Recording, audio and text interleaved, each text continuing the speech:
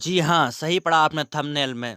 सफलता का एक और नया सूत्र मैं आज के आपके लिए लाया हूँ, सफलता का एक नया और सूत्र।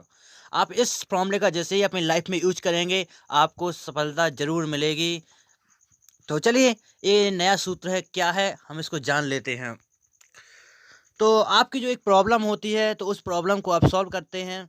तो मैं हमेशा प्रॉब्लम बेस्ड सॉल्यूशन ही लाता हूँ आपके लिए, जो कि हमेशा ही आपकी प्रॉब्लम को सॉल्व करती है। तो जो आपकी प्रॉब्लम है, उस प्रॉब्लम को यदि आप सॉल्व करना चाहते हैं, तो उसके लिए आप 3 मेथडों का यूज़ कीजिए। आप अपने ही तरीक़ा से उसके लिए 3 मेथडों को बनाइए। और सबसे पहले उस मेथड का यूज़ करना है आपको, जो सबसे ईज़ी हो, जिसमें आपको स्मार्ट वर्क करना पड़े, जिसमें आपका कम समय लगे, रिज़ल्ट अधिक मिले। कहते हैं कि hard work is a not successful, smart work is a successful. कुछ बंदे होते हैं कि जो कि हार्ड वर्क को मानते हैं, कि जो बंदे हार्ड वर्क कहते हैं वही सक्सेसफुल होते हैं, लेकिन मैं मानता हूं कि जो बंदे स्मार्ट वर्क कहते हैं वही सक्सेसफुल होते हैं। अब आपकी चॉइस है, आप कौन से थिंग्स के हैं और किस टाइप्स की आपकी थिंकिंग है।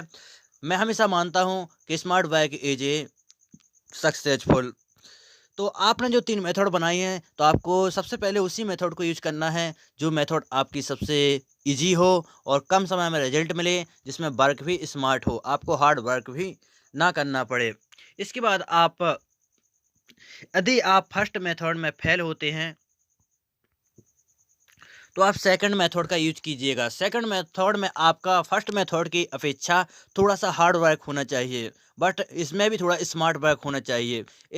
इसका मतलब मैं यह कह रहा हूँ कि यदि आप फर्स्ट बार फेल होती हैं, तो आपने जो सेकंड रास्ता निकाला है, आप हमेशा मैं मेरे कहने का मतलब ये है कि आप जो भी टारगेट बनाते हैं, उसके लिए 3 रास्ते चूज़ कीजिए।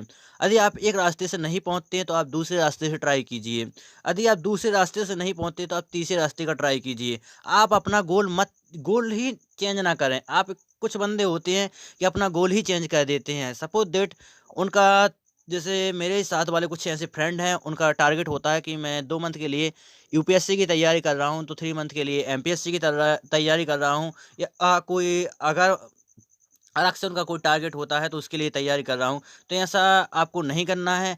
आपको एक ही टारगेट पर रहना है। आपका जो टारगेट है, उस टारगेट तक पहुँचने के लिए आप रास्ते चेंज करें। ऐसा नहीं कि आप टारगेट ही चेंज कर डालें, तो आपको ना वो टारगेट ही मिलेगा और आप कहीं के भी नहीं रहेंगे। यदि आपने जो सेकंड मेथड बनाई है और आप उसको यूज़ कर रहे हैं और आप सेकंड बार भी फेल हो रहे हैं, तो आप थर्ड मेथड को यूज़ कीजिएगा।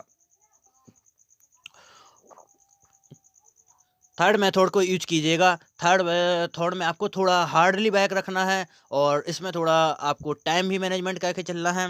और आप जैसे यदि थर्ड मेथड में भी यदि फेल होती है, तो मैं आपसे फिर कहूँगा कि आप एक बार और प्रयास करें। कहते हैं कि गुच्छे की आखिरी चाबी कभी न कभी ताला खोल ही देती है।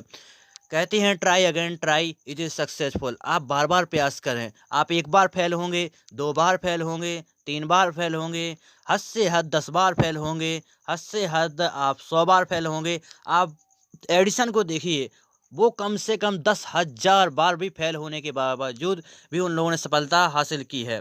तो आप तो 10 ही बार, मैं बोल रहा हूँ आपको, 10 ही बार, 10वीं बार आप 10 से या हद से हद 100 बार में आपको सफलता मिलती है, तो आप सफलता को हासिल करके ही छोड़िए, आप पीछे कदम मत हटाइए। सो गाइस, आशा करता हूँ आपको ये आज का सफलता का नया सूत्र पसंद आया होगा। तो नेक्स्ट वीडियो से मिलते हैं नेक्स्ट सॉल्यूशंस के साथ।